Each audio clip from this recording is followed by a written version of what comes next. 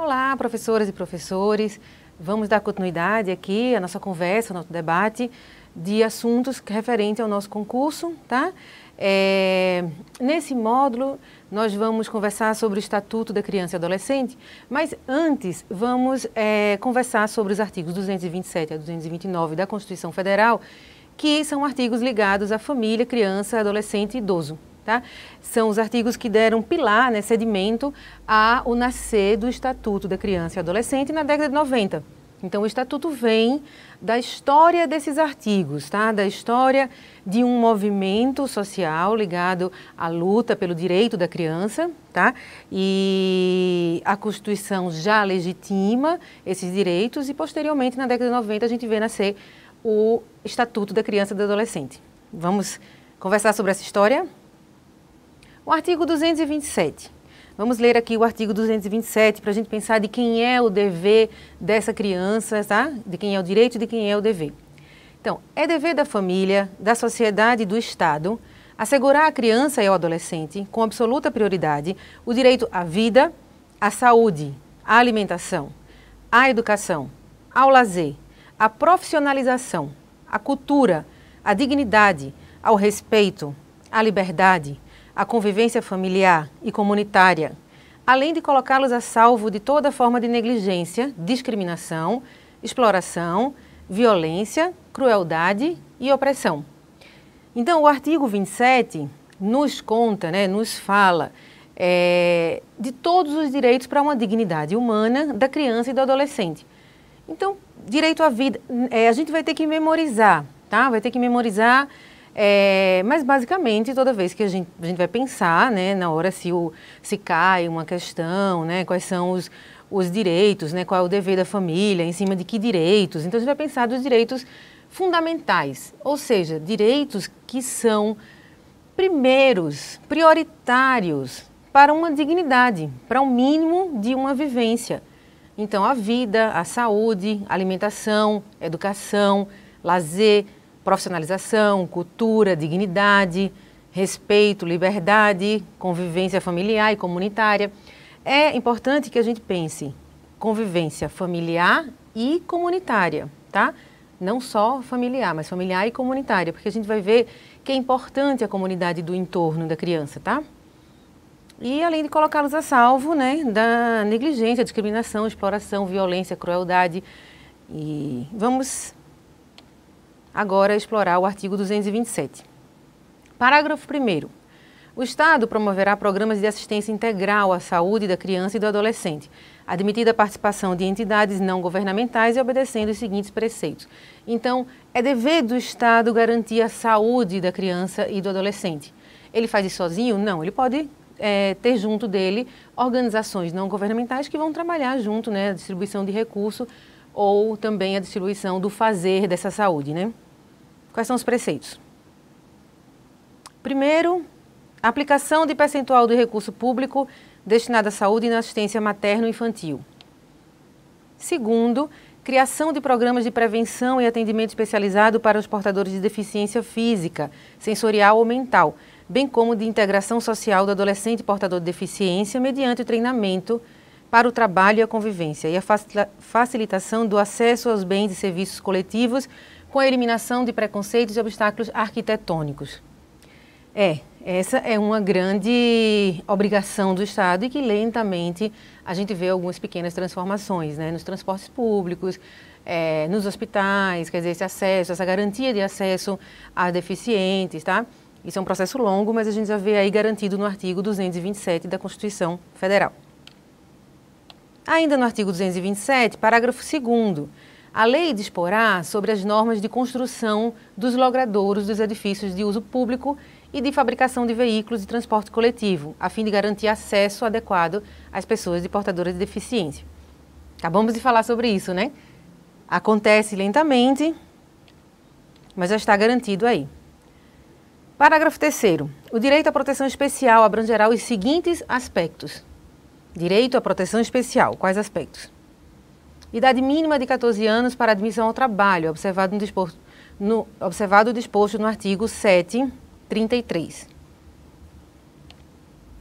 Garantia de direitos previdenciários e trabalhistas. 3, garantia de acesso do trabalhador adolescente à escola. Isso é importante, tá? O adolescente trabalhador tem direito à escola. Por isso, a gente observa alguns horários da escola à noite, né, horários diferenciados para garantir esse acesso do trabalhador adolescente ou do jovem adulto, né? Inciso 4, garantia de pleno e formal conhecimento da atribuição do ato infracional, igualdade na relação processual e defesa técnica por profissional habilitado, segundo dispuser a legislação tutelar específica. E, inciso 5, obediência aos princípios de brevidade, excepcionalidade e respeito à condição peculiar de pessoa em desenvolvimento, quando da aplicação de qualquer medida privativa de liberdade. Tá? É preciso observar a questão da idade para ver qual a aplicação da medida preventiva de liberdade que vai ser tomada. Seguimos. Artigo 27. Inciso 6. Estímulo do poder público através de assistência jurídica, incentivos fiscais e subsídios nos termos da lei ao acolhimento sob a forma de guarda da criança ou adolescente órfão ou abandonado. Tá? Então, o estímulo do poder público através de assistência jurídica, de incentivos fiscais, tá? A guarda dessa criança órfã ou abandonada. Inciso 7. Programas de prevenção e atendimento especializado à criança e ao adolescente dependente de entorpecentes e drogas afins. Ainda no artigo 27, o parágrafo 4º diz assim: a lei punirá severamente o abuso, a violência e a exploração sexual de crianças e adolescentes. Esse, claríssimo, de facílimo entendimento, né? Parágrafo 5º. A adoção será assistida pelo poder público na forma da lei, que estabelecerá casos e condições de sua efetivação por parte de estrangeiros. Parágrafo 6º. Os filhos, havidos ou não, da relação de casamento ou por adoção, terão os mesmos direitos e qualificações, proibidas quaisquer designações discriminatórias relativas à filiação. Tá? Parágrafo 7º. No atendimento dos direitos da criança e do adolescente, levar-se-á em consideração o disposto no artigo 204.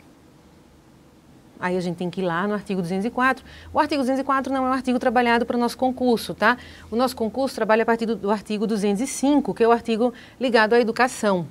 Então, a gente pode procurar para saber desenvolver mais, mas não necessariamente é um artigo que a gente precisa memorizar com afinco, como esses artigos que estão no nosso edital. Tudo bem? Artigo 228 e artigo 229. Artigo 228. São penalmente inimputáveis os menores de 18 anos sujeitos às normas da legislação especial. Então, menores de 18 anos vão ter uma legislação especial para a conduta do seu ato ilícito. E artigo 229. Os pais têm o dever de assistir, criar e educar os filhos menores. E os filhos maiores têm o dever de ajudar e amparar os pais na velhice, carência ou enfermidade. Esse artigo 209, eu brinco lá em casa que tem que ir para a geladeira, porque ele fala um pouco dessa construção mesmo que é a vida. Nós cuidamos dos filhos, posteriormente os filhos cuidam de nós. Tá? Isso está na Constituição. Isso, para além de ser uma grande verdade na vida social, está garantido por lei. Então, a gente tem que dizer isso para os nossos filhos. Nós cuidamos de vocês e depois vocês cuidam de nós na velhice. Tá? Então, o artigo 229 a gente não vai esquecer de jeito nenhum. Inclusive, a gente vai memorizar e já vai espalhar para os nossos filhos. Tudo bem? E aí, a gente vai entrando na discussão do Estatuto da Criança e Adolescente, pensando um pouco quem é criança, tá? Vamos pensar. O que a lei diz quem é criança? De acordo com o Estatuto, considera-se criança, para os efeitos desta lei, a pessoa até 12 anos de idade incompletos e adolescente aquela entre 12 e 18 anos. Tá? Tá no artigo 2 do Estatuto da Criança e Adolescente. Então, quem é criança? Porque parece fácil isso, mas pode ser uma pegadinha, né? Essa questão da idade. Então, uma coisa é a gente falar, a pessoa é criança ainda, outra coisa é qual é a idade que se transforma de criança para adolescente. Então, a criança, é a pessoa até 12 anos incompleto. Depois de 12 anos, ela é configurada, né, na categoria adolescente. E adolescente vai de 12 a 18 anos, tá bom? Essa é a nossa configuração jurídica sobre ser criança. De quem é o dever de cuidar das crianças? Isso é importante, porque na realidade isso é definidor do próprio estatuto, tá? Vamos ver quem é? Aí a gente vai para o artigo 4 já do estatuto. É dever da família, da comunidade, da sociedade em geral e do poder público assegurar com absoluta prioridade a efetivação dos direitos referentes à vida, à saúde, à alimentação, à educação, ao esporte, ao lazer, à profissionalização, à cultura, à dignidade, ao respeito, à liberdade e à convivência familiar e comunitária. Você vê que o artigo 4 do Estatuto é uma reprodução do artigo 227, né? Então, é isso um pouco, tá? A Constituição Federal é importante porque ela é a nossa lei sedimentar, né? Nossa lei pilar, mas a gente vai vendo esses estatutos, né? Depois a gente vai ver também a Lei de Diretrizes de Base da Educação Nacional.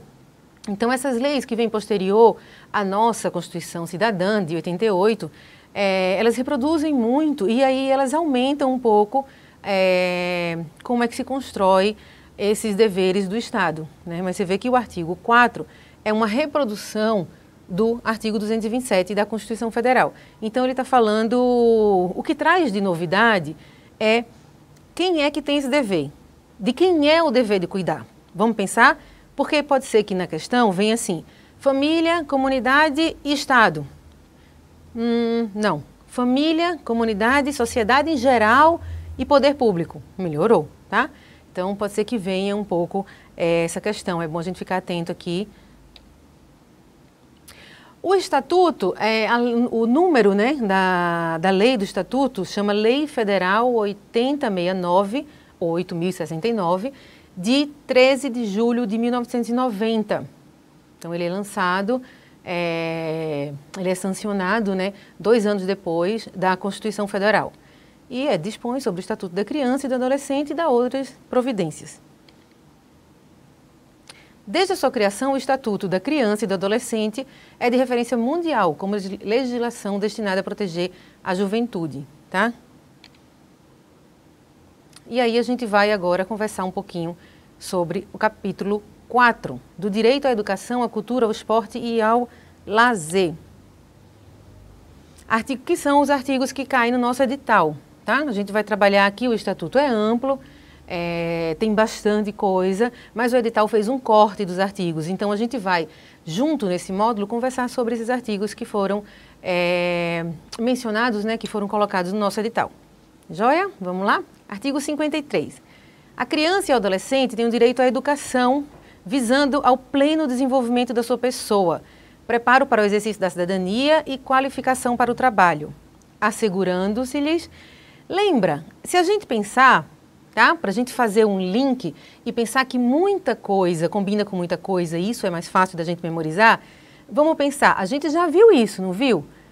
Visando ao pleno desenvolvimento. Lembra desses princípios? Esses princípios a gente já viu em outros módulos, tá?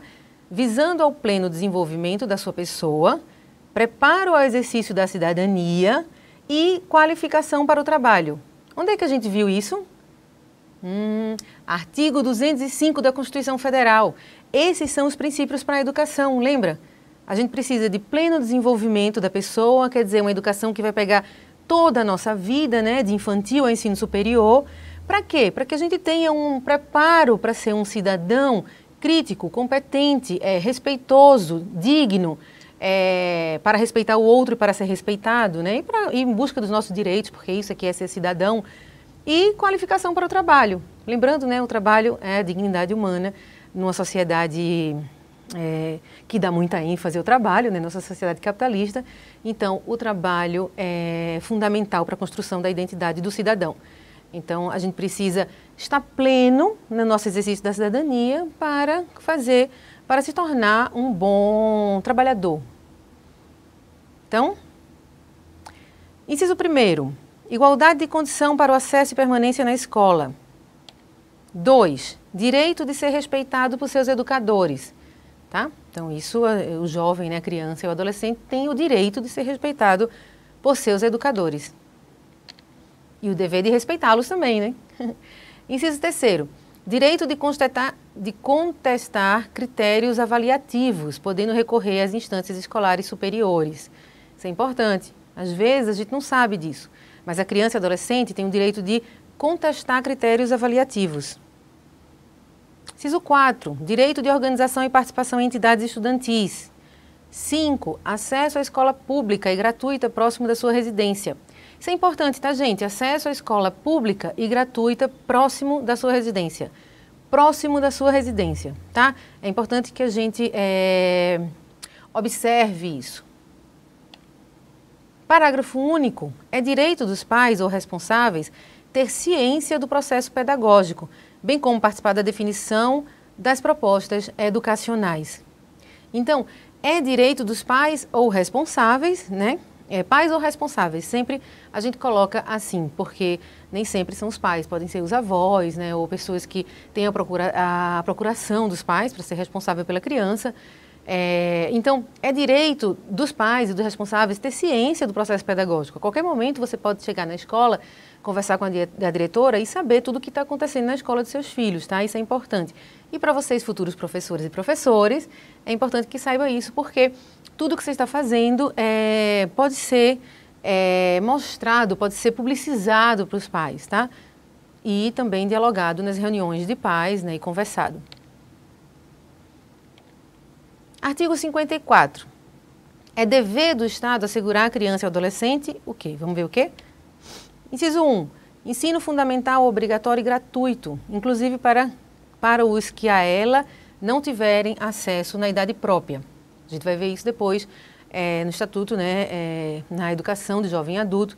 Então, o Estado tem que dar ensino fundamental obrigatório e gratuito para as crianças, né, criança e adolescente, mas também se você não está mais na idade certa daqueles ensinos, você também tem o direito de retornar à escola ou ir para a escola pela primeira vez. Inciso 2. Progressiva extensão da obrigatoriedade e gratuidade ao ensino médio. Inciso 3. Atendimento educacional especializado aos portadores de deficiência, preferencialmente na rede regular de ensino. Inciso 4. Atendimento em creche e pré-escola às crianças de 0 a 6 anos de idade. Tá? Então, aqui também está igual à Constituição Federal. Atendimento em creche e pré-escolas às crianças de 0 a 6 anos de idade. Tá? Inciso 5. Acesso aos níveis mais elevados do ensino, da pesquisa e da criação artística, segundo a capacidade de cada um. Inciso 6. Oferta de ensino noturno regular, adequado às condições do adolescente trabalhador. Lembra? A gente já falou lá que o adolescente trabalhador tem direito à escola. Aí já aqui, a gente já vai vendo no inciso 6, oferta de ensino noturno regular. Então, uma coisa vai combinando com a outra para que a gente faça esse processo de memorização mais fácil. Inciso 7, atendimento no ensino fundamental, através de programas suplementares de material didático escolar, transporte, alimentação, assistência à saúde. Tá? Então, para além da escola, é o que o capítulo 4 vai dizendo, né? Direito à educação, à cultura, ao esporte, ao lazer. Então, você tem atendimento no ensino fundamental através de programas suplementares de material didático escolar. Você também tem direito ao material, ao transporte, à alimentação, tá? Parágrafo 1º. O acesso ao ensino obrigatório e gratuito é direito público subjetivo. Parágrafo 2º. O não oferecimento do ensino obrigatório pelo poder público ou sua oferta irregular importa a responsabilidade da autoridade competente. A gente também já viu isso no artigo, no leque do artigo entre 205 e 214. Lembra que a Constituição Federal regulamenta a educação no Brasil. Então, de novo, aí o Estatuto só dando continuidade mesmo à legalização, né, desses direitos.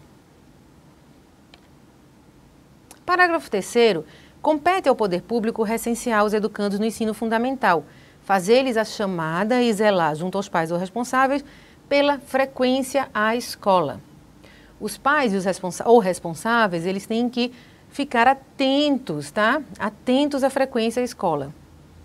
E a escola também, tá? Compete ao poder público recensear os educandos no ensino fundamental e fazer-lhes a chamada e zelar, junto aos pais ou responsáveis, pela frequência à escola. Artigo 55. Os pais ou responsáveis têm a obrigação de matricular seus filhos ou pupilos na rede regular de ensino. Toda criança tem que estar na escola, tá? É dever, lembra que a gente falou lá no primeiro artigo? É dever da família, da comunidade, da sociedade em geral e do poder público. Tá? Então, todo mundo tem que zelar por aquela construção do desenvolvimento, do exercício da cidadania, da qualificação para o trabalho, para a criança e o adolescente. Então, sendo assim, o dever da família qual é? Ter a obrigação de matricular seus filhos ou pupilos na rede regular de ensino. Vai se encaixando, né, como uma rede. Portanto, é preciso pensar na garantia dos direitos da criança e do adolescente, a partir da participação e do compromisso dos adultos que compõem a tríade família, escola e comunidade. Tá? A gente tem que sempre pensar que é essa tríade que tem dever, tá, de cuidar e zelar por essa criança e adolescente. Sempre bom pensar família, escola e comunidade. A gente vai ver depois isso em outros módulos, como é importante sempre pensar família, escola e comunidade. Artigo 56. Os dirigentes de estabelecimento de ensino fundamental comunicarão ao Conselho Tutelar os casos de maus tratos envolvendo seus alunos, reiteração de falta injustificada e de evasão escolar, esgotados os recursos escolares, elevados níveis de repetência.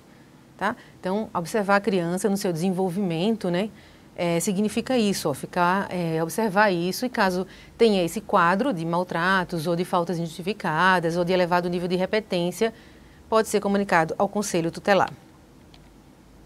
Artigo 57. O poder público estimulará pesquisas, experiências e novas propostas relativas a calendário, seriação, currículo, metodologia, didática e avaliação, com vistas à inserção da criança e do adolescente excluído do ensino fundamental obrigatório. Artigo 58. No processo educacional, respeitar-se-ão os valores culturais, artísticos e históricos próprios do contexto social da criança e do adolescente, garantindo-se a estes a liberdade de criação e o acesso a fontes de cultura. Esse artigo é super importante. Por quê? Porque neste artigo a gente vê nascer aqui o direito à diversidade cultural, tá? Porque agora a educação, ela não só pensa em passar conhecimento, e um conhecimento às vezes que está tão distante da criança, que a criança não decora, a criança não memoriza. Por que ela não memoriza? Porque ela não se sente pertencida àquele conhecimento. Então, visto isso, a gente vai vendo nascer, junto com os movimentos sociais e com esse processo de redemocratização do Brasil, um processo de observar a diversidade cultural brasileira. Tá? Então, as escolas começam a pensar isso e começam a rever o seu currículo, pensando esse direito à cultura, esse direito, essa liberdade à criação e à fonte de cultura. Então, uma criança que tem como fonte de cultura o hip hop, por exemplo, que não é necessariamente hoje já assimilado, mas vem para a cultura brasileira influenciado de outros valores, mas se ele entra na comunidade com um referencial de potência identitária positiva, essa criança pode levar para a escola essa referência cultural. E a escola tem que acolher, tá? Pensei o hip hop porque eu acho que é uma grande influência positiva para algumas crianças. E aí está se pensando várias outras também, como culturas ligadas a pais que têm uma herança nordestina, por exemplo, tá? Ou sulista. Então, são crianças que vão levar valores diferentes e que a gente tem que acolher esses valores na educação. É bom, professoras e professores, pensar nisso. Artigo 59. Os municípios, com o apoio dos Estados e da União, estimularão e facilitarão a destinação de recursos e espaços para programações culturais, esportivas e de lazer voltadas para a infância e a juventude. Dito isso, a gente vê, né, a gente vai vendo nascer os CELs e as escolas também pensando o programa família, escola família, né, a gente vai vendo a utilização do espaço da escola, tá, para lazer, esporte, cultura, tá? No capítulo 2, a gente vai ver das atribuições do Conselho. Artigo 136. São atribuições do Conselho Tutelar. Vamos pensar aqui o que é o Conselho Tutelar, tá? Atender as crianças e adolescentes na hipótese prevista nos artigos 98 e 105, aplicando as medidas previstas no artigo 101, 1 a 7. Atender e aconselhar os pais ou responsáveis aplicando as medidas previstas no artigo 129. A gente não vai trabalhar muito esses artigos, tá? Promover a execução de suas decisões, podendo, para tanto, requisitar serviços públicos na área de saúde, educação, serviço social, previdência, trabalho e segurança e representar junto à autoridade judiciária nos casos de descumprimento justificado de suas deliberações.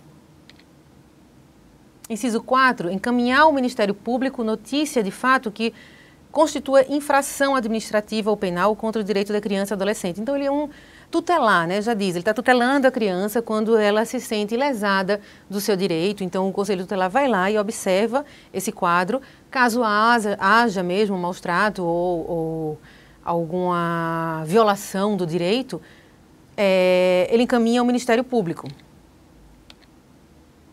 Inciso 5, encaminhar à autoridade judiciária os casos de sua competência. Inciso 6, providenciar a medida estabelecida pela autoridade judiciária, dentre as previstas no artigo 101, de inciso 1 a 4, para o adolescente autor de ato infracional. Inciso 7, expedir notificação. Inciso 8, requisitar certidões de nascimento e de óbito de criança ou adolescente quando necessário. Lembrando, né, que não tem custo, né, essas certidões de nascimento e de óbito da criança e adolescente não tem custo e eles podem requisitar, caso a criança não tenha, tá? Inciso 9, assessorar o Poder Executivo local na elaboração de proposta orçamentária para planos e programas de atendimento dos direitos da criança e do adolescente. Tá? Então, ele pode assessorar o Poder a construir, né, uma proposta de orçamento para planos e programas que garantam o direito da criança e do adolescente. Inciso 10, representar em nome da pessoa e da família contra a violação dos direitos previstos no artigo 220, parágrafo 3º, inciso 2, da Constituição Federal. Também um artigo que não está no nosso corpo do edital, né? Inciso 11, representar o Ministério Público para efeito das ações de perda ou suspensão do poder familiar, após esgotadas as possibilidades de manutenção da criança ou do adolescente junto à família natural. Parágrafo único. Se, no exercício de suas atribuições, o Conselho Tutelar entender necessário o afastamento do convívio familiar, comunicará incontinenti o fato ao Ministério Público, prestando-lhe informações sobre os motivos de tal entendimento e as providências tomadas para a orientação, o apoio e a promoção social da família. Sempre pensando que a família pode se repensar. Então, o Conselho Tutelar vem para observar aquilo, pode denunciar o Ministério Público, mas também acolhendo e apoiando uma promoção de entendimento, né, do que está acontecendo com a família.